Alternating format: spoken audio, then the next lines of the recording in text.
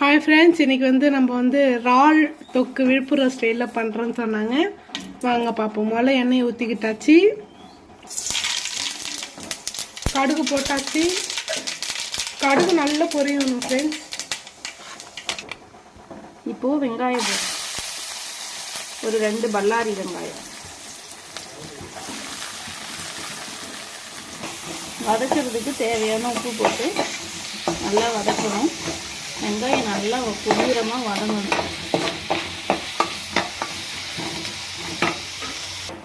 இது நல்லா பொன்னிறமாக நல்லா வெங்காயம் வதங்கணும். இந்த சமயத்தில் ஒரு 2 தக்காளி, குட்டி குட்டி தக்காளி 2 தக்காளி இது போட்டுட்டு வதங்கிறதுக்கு கொஞ்சம் மஞ்சத்தூள் போட்டிங்கன்னா சீக்கிரம் வதங்கிடும்.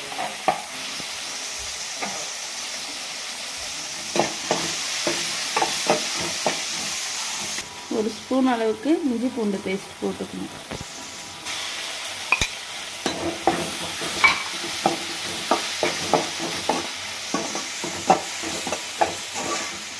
இஞ்சி பூண்டு பேஸ்ட் அடி பிடிக்காமல் இருக்கிறதுக்கு லைட்டாக உப்பு போட்டிங்கன்னா அடி பிடிக்காது.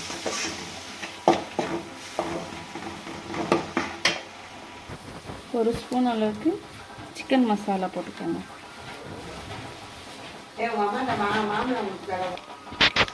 ஒரு 1/2 ஸ்பூன் கரம் மசாலா. இறாலுக்கு ஏற்ற மாதிரி நீங்கள் மசாலா போட்டுக்கோங்க. நாங்கள் இப்போ ஒரு 100 கிராம் எடுத்துருக்கோம். ஒரு 1/2 ஸ்பூன் கரம் மசாலா. வேணுன்றவங்க சீரகப்பொடி மல்லித்தூள்லாம் போட்டுக்கலாம். 1/4 டீஸ்பூன் மல்லித்தூள் போட்டுக்கோங்க. இந்த மல்லித்தூள், இந்த சிக்கன் மசாலா, அப்புறம் கரம் மசாலா இது எல்லாமே நாங்கள் வீட்டிலே அரைச்சோம்.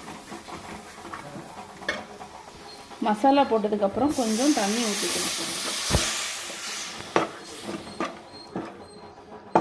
தேவைக்கேற்ப கொஞ்சம் இறால் வேகிறதுக்கு நம்ம தொக்கு மாதிரி செய்கிறோம், நல்லா ட்ரை தொக்கா. அதனால் அதுக்கேற்ற மாதிரி கொஞ்சம்,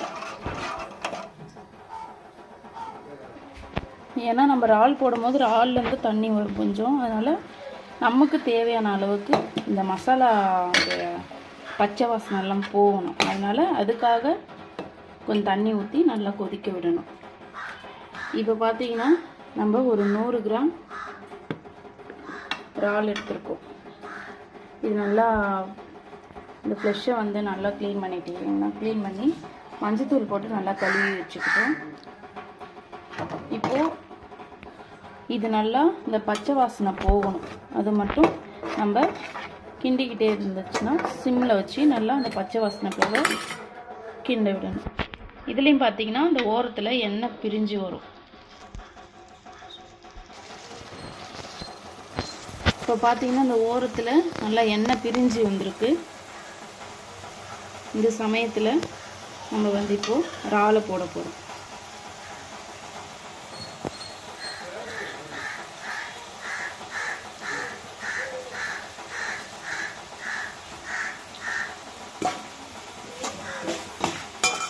இறாலை போட்டு நல்லா கிண்டி விட்டுக்கணும்.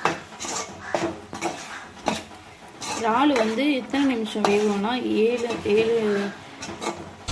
7 செகண்ட் 7 நிமிஷம் தான் 7 நிமிஷம் தான் வேகணும். அதுக்கு மேலே இருந்துச்சுன்னா ரப்பர் மாதிரி ஆகிடும். அதனால் 7 நிமிஷம் வரையும் ஒரு மூடி போட்டு இதை 7 to 8 நிமிஷம் 7 to 8 நிமிஷம் நல்லா இறால் இறால் நல்லா வெந்துருச்சுன்னு எப்படி கண்டுபிடிக்கிறதுனா இது நல்லா சுருண்டு வரும்.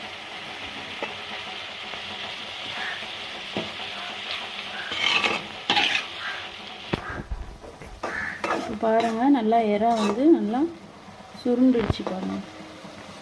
இதுலேருந்தே உங்களுக்கு தெரியும், நல்லா சுருண்டுடுச்சு. தொக்குக்கு நல்லா ரெடி ஆகிட்டுருக்கு.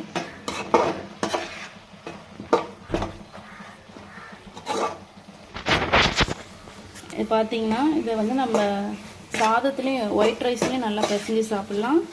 இல்லைன்னா ரசம் அந்த மாதிரி வச்சு நம்ம தொக்கா வச்சு சாப்பிட்டுக்கலாம். இன்னும் தோசை இட்லி எல்லாத்துக்குமே வந்து இது இந்த தொக்கு வந்து நல்லாயிருக்கும். இதை ட்ரை பண்ணி பாருங்கள் வீட்டில். நல்லா தொக்கு ரெடி ஆயிடுச்சு.